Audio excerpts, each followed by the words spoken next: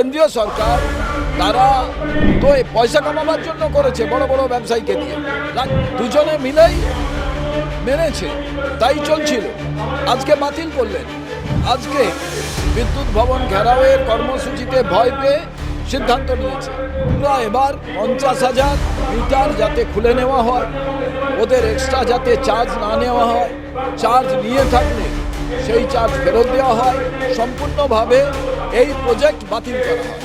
Smart meter নিয়ে এর আগেই আপনার প্রতিবাদ তুলে ধরেছিলেন, আমরা দেখেছিলাম, এবং তারপরে পরবর্তীতে এবার রাজ্য সরকার এই স্মার্ট মিটার তারা প্রত্যাহার করার কথা বলেছে, কিন্তু আজকে সেখানে দাঁড়িয়ে আপনাদের বিদ্যুৎ ভবন ঘেরাও কর্মসূচি ডাক দিয়েছে কেন? মানে প্রত্যাহার করার পরবর্তী সময়ে কেন এই অভিযান?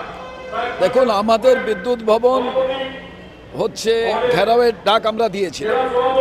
প্রথম আমরা প্রেস কনফারেন্স করে বলি, আমাদের প্রত্যেকটি বিদ্যুৎ কেন্দ্রের সামনে ডেপুটেশন দেওয়া হয়, দীর্ঘদিন ধরে আন্দোলন চলছে। সরকার আজকে বিদ্যুৎ ভবন ঘেরাওয়ের কর্মসূচিতে ভয় পেয়ে সিদ্ধান্ত নিয়েছে, আমরা অভিনন্দন জানাই। কিন্তু 50,000 মিটার যা অলরেডি বসানো হয়ে গেছে, তারা কি করবে? সেই মিটারগুলো কারা খুলবে? তারা যে এক্সট্রা চার্জ দিল সেগুলো কে পেমেন্ট করবে? এবং এই কর্মসূচি কি সম্পূর্ণ বাতিল হলো না বাই ইলেকশন আছে, সামনে 2026 আছে, কিছুদিনের জন্য স্থগিত হলো? আমরা জানতে চাই। কেন্দ্রীয় সরকার রাজ্য সরকার দুজনেই দায়ী। আগে কেন ভাবেনি রাজ্য সরকার? এবং কেন্দ্রীয় সরকার তারা তো এই পয়সা কামাবার জন্য করেছে, বড় বড় ব্যবসায়ীকে দিয়ে।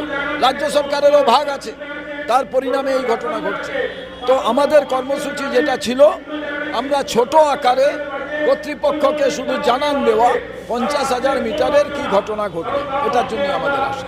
আপনি কি বলছেন যে রাজ্য সরকারের এই যে পদক্ষেপ, সেই পদক্ষেপে কেন্দ্র সরকারের সাই ছিল, তার জন্য এই স্মার্ট মিটার তারা বাজারে এনেছে? একদম একদম, তাহলে মানছিল কেন? দুজনে মিলেই মেনেছে, তাই চলছিল।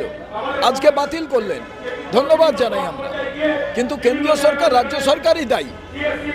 রাজ্যের প্রধান বিরোধী দল রয়েছে বিজেপি। বিজেপিকে কেন আমরা এই কর্মসূচি বা এই যে পদক্ষেপ তারা স্মার্ট মিটার নিয়ে, তাদেরকে কেন আমরা পথে নামতে দিচ্ছি? এই কারণে যে তারা তো টাকার ভাগ পাচ্ছে। একটা স্মার্ট মিটারের দাম 12,000 টাকা নিচ্ছে, আইদার অ্যাডজাস্ট করা নাহলে কিনে নেওয়া। প্রাইভেট পার্টিরা দিচ্ছে, তাদের থেকে কাটমানি খাচ্ছে, তাই দম নেই।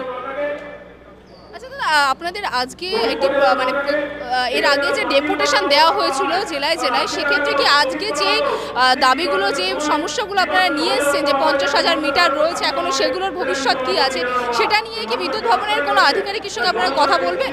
দেখুন, আমরা এবার 50,000 মিটার যাতে খুলে নেওয়া হয়, ওদের এক্সট্রা যাতে চার্জ না নেওয়া হয়, চার্জ নিয়ে থাকলে সেই চার্জ ফেরত দেওয়া হয়, সম্পূর্ণভাবে এই প্রজেক্ট বাতিল করা হয়, এই দাবি।